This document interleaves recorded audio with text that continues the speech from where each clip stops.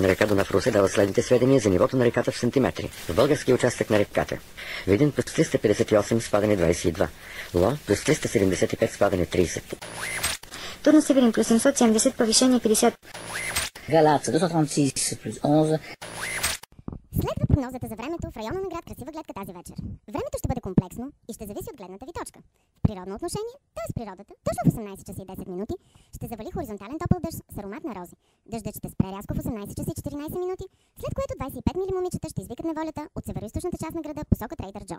Оттам насетне очакваме да се извие шеметен циклон и да блесне една светкавица. Съветваме ви да приготвите и светкавиците на вашите фотоапарати, за да ловите момента.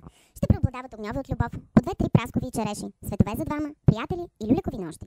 Малко по-късно, към 19:15, бурята ще спре за кратка почивка и хидратиране на памуковите облаци.